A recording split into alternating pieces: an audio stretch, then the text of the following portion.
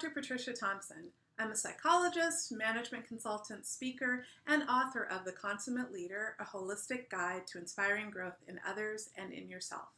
And in today's video blog, I'm going to be talking about self-awareness. Specifically, I'm going to be talking about why it's so important for leaders. I actually consider it to be the foundation for all effective leadership. And then I'm going to give you 3 strategies that you can use to become more self-aware starting today. So sometimes when I tell a leader or an aspiring leader that they need to become more self-aware, they'll give me this quizzical look and basically suggest that I don't know what I'm talking about. And their argument is essentially that as a leader, their focus is on getting other people to become more effective, and therefore they need to be focused more on other people than they need to be focused on themselves. Now, while on the surface, that sort of argument might make sense, really doesn't play out that way. And let me give you an example that shows why. So I want you to think of a conductor, and she is conducting her orchestra. And let's say that they're playing Beethoven's Symphony No. 5. So it's the one that goes da da da da, da da da da. And let's say that this conductor is relatively new to conducting, but she's not aware of the various deficits that she has. So for example, let's say that she's not even in terms of conducting the music. And so people are speeding up and slowing down as they're following her direction. Or perhaps she's standing in such a way so that the percussionists in the back can't actually see her. Or maybe the way that she's interpreting the music just doesn't sound very good. And so as a result, what the orchestra is playing isn't that great because they're just following her lead. Now you can see in all 3 instances how the behaviors that she is instigating are not having the desired effect on the orchestra, and as a result, they are not creating their best performance. But she doesn't know this because she's not self-aware. The same sort of scenario could play out if you're the leader of an organization. You could be thinking that, your meetings are really effective when really maybe they're disorganized and disjointed, or maybe you think you're giving these really motivational speeches that are getting everyone going when in reality people are rolling their eyes behind your back. And if you're not self-aware, you are not going to be getting the best out of your people. Okay, so now that we understand that self-awareness is a desirable quality to have, what in the world do you do to become more self-aware? Like I said, I'm about to give you 3 strategies you can do starting today to become more self-aware. I want to point out, however, that this is by no means an exhaustive list, and if you would like more ways to become self-aware, please get my book, The Consummate Leader, because I take you through all sorts of practical exercises to be able to deepen your level of self-awareness. But let's get to today's talk. So number 1, in terms of becoming more self-aware, I want you to write down a list of your strengths and your developmental opportunities. And I want you to make this list as exhaustive as possible so that you can really reflect on yourself as a whole person.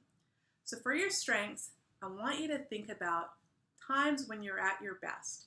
When you are a rock star at work or at home, what sort of things are you doing? Are you really effective in getting projects done at the last minute? Are you someone who is a whiz with numbers? Or are you someone who, is able to influence people and get them to laugh and follow you? Whatever it is, write down a full list of all your strengths. You might also think about personality traits that you have as well that you would consider strengths. For example, are you someone who's charming and can connect with anybody at the drop of a hat? Are you someone who's really detail-oriented and can ensure that things are always accurate before they go out? Whatever it is, make that list. And the importance of knowing your strengths is that a lot of times we tend to take our strengths for granted, but in reality, if you're thinking about them and really being intentional about leveraging them and putting yourself in positions where you can use them, that's only going to benefit you. And so by having a full list of them, you can really be thinking about them and again, being very intentional about using them. After you've gotten your exhaustive list of your strengths, then I want you to create a list of your developmental opportunities. And basically, these are things that you could stand to get better at. So it could be that maybe you could be more organized at work, or maybe you could work on being more assertive, or perhaps you could become a better public speaker, or maybe your listening skills could use some work. Whatever they are, write them down. And again, the importance of knowing them is number 1, they give you the opportunity to work on them, And number two, they give you the opportunity to monitor them, to make sure that maybe they aren't playing out in a way that's going to derail you or hold you back from being the most effective leader that you would like to be. Strategy number two, ask for feedback. Now, a lot of times when I tell people that they should ask for feedback to become more self-aware, they wince. They don't mind positive feedback and knowing what they do well, but they don't necessarily want to hear about the things that they could stand to improve on. But I'm here to tell you that knowledge is power, and feedback can be a really effective way to increase your level of self-awareness. As an example, I want you to think about Michael Scott. He's a character on The Office played by Steve Carell, and if you haven't seen the show, you have got to Google it because it's hilarious. Anyway, Michael Scott is this boss who is very well-meaning, but very inept. So he constantly goes around doing things like being interpersonally and culturally insensitive, or he'll think that he's really rallied the troops and had a wonderful speech to get them going, when really people are kind of looking at him with this kind of expression on their face, and they can't believe the sorts of things that came out of his mouth. And so Michael is walking around with a massive blind spot, thinking that he's an amazing boss, when in reality, he's pretty terrible. So if Michael Scott were actually to go and get feedback and be receptive to it, he could learn how to become a much more effective leader. He could learn how to influence people. He could increase his emotional intelligence. Sure, the show might not be as funny, but if we're talking about leadership and having more effective teams, then in this scenario, he could become more effective. Likewise, for you, if you go and ask others for feedback, you can guard against walking around with metaphorical spinach in your teeth. And another way to look at it is this.